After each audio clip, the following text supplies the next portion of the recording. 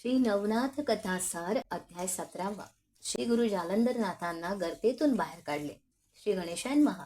दुसरा दिवस उजाडताच गोपीचंद कानिफनाथांच्या शिबिरात गेले व त्यांना नमस्कार करून हात जोडून उभे राहिले. तेव्हा ते म्हणाले, राजा, तू जालंधरनाथांना जेथे पुरले आहेस ती जागा दाखव. याला त्यांनी होकार देताच कानिफांनी एका शिष्याला त्याच्याबरोबर पाठवले. तो ती जागा पाहून आला. मग त्यांनी राजाला विचारले, आता नाथांना कसे बाहेर काढतोस ते सांग. तो निरुत्तर झाला आणि नम्रपणे हात जोडून म्हणाला, महाराज, मी काय सांगणार?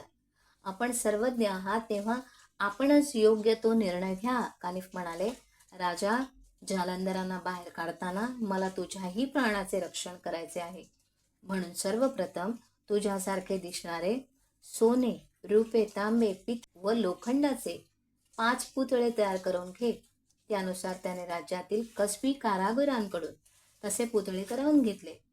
ते पुतळे घेऊन कानिफ गोपीचंदांसह जालंधरांना जिथे पुरले होते त्या जागी गेले व म्हणाले, राजा, आता यापैकी एक पुतळा त्या जागी ठेवायचा, मग कुदळीने खणायचे. त्यावेळी भूगर्भातील नाथजी तुझे नाव विचारतील.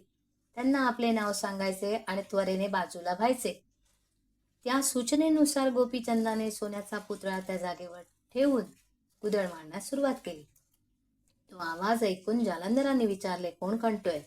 राजा म्हणाला, मी गोपीचंद राजा खणतोय. उत्तर देताच तो पुतळ्यापासून दूर जाऊन उभा राहिला. इकडे गोपीचंदांचे नाव कानी पडताच जालंधरांनी तुझे भस्म हो असा शाप दिला. त्याबरोबर तो सोन्याचा पुतळा जळून भस्म झाला. ते पाहून घाबरला. कानिफांनी त्याला सावरण्याचा इशारा करून पुन्हा कुदळ मारण्याची आज्ञा केली. त्यावेळी रुपयाचा पुतळा जळून गेला. मग त्या तांबे, पितळ व लोखंड यांचे पुतळेही एक एक करून जळून गेले. पुतळे संपताच कानिफ राजाला म्हणाले, आता कुदळीचा घाव घालशील तेव्हा तू बोलू नकोस, मी बोले. त्यांच्या सूचनेनुसार गोपीचंद पुन्हा कुदळीने प्रहार करू लागला. इकडे जालंधरांनी विचार केला, माझ्या क्रोधाग्नी अखिल ब्रह्मांड जाळण्यास समर्थ असूनही ज्या अर्थी हा गोपीचंद वाचला आहे त्या अर्थी साक्षात भगवंतच याचा पाठीराखा आहे. त्यामुळे तो आताही जिवंत असेल तर त्याला अमर करायचे. त्यांनी कुदळ मारणाऱ्यास त्याचे नाव विचारले. तेव्हा कानिफ म्हणाले, गुरुदेव, मी तुमचा पुत्र कानिफ या भूमीवर सर्वत्र शोध घेऊन येथे आलो आहे.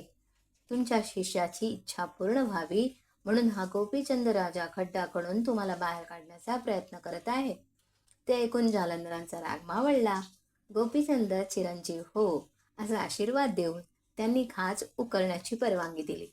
मग राजाने अनेक मजूर लावले. ते खणत असताना वज्रास्त्रामुळे कुदळीची गती खुंटली. तेव्हा जालंधरांनी काम थांबवण्यास सांगून शस्त्रास्त्राच्या साह्याने वज्रास्त्र मोकळे केले व स्वतः आतून बाहेर आले.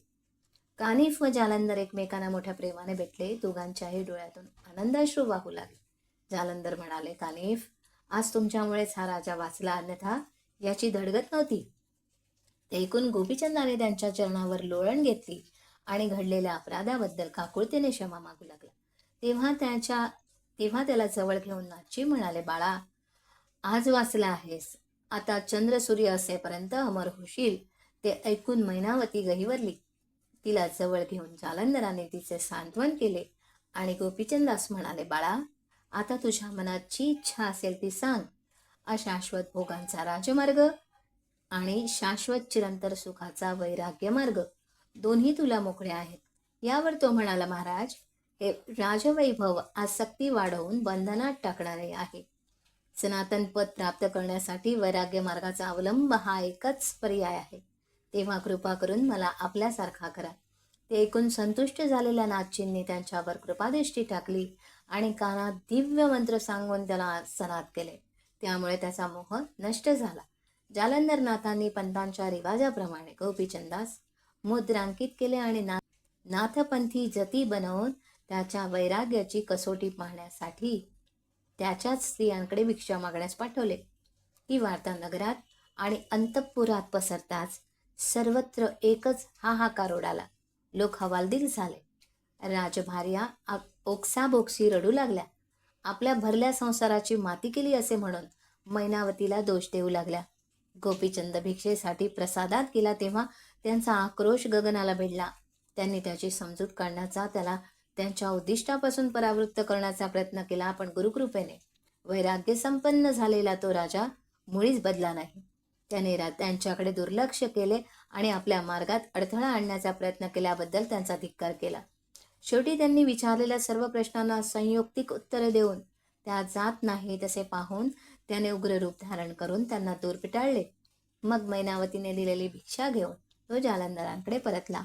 त्यानंतरचे 3 दिवस नाथजींनी त्याला अनेक प्रकारे उपदेश केला.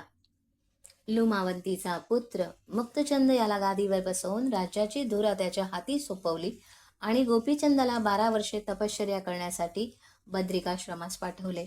त्याला निरोप दिल्यानंतर जालंधरांनी सर्व मान्यकरांचा सत्कार केला, राजस्त्रियांचे सांत्वन केले आणि कानिफ व त्यांच्या सर्व शिष्यांसह 6 महिने तेथे राहून राज्याची नीट व्यवस्था लावून दिली. अवधूत चिंतन श्री गुरुदेव दत्त दत्त दत्त श्री गुरुदेव दत्त.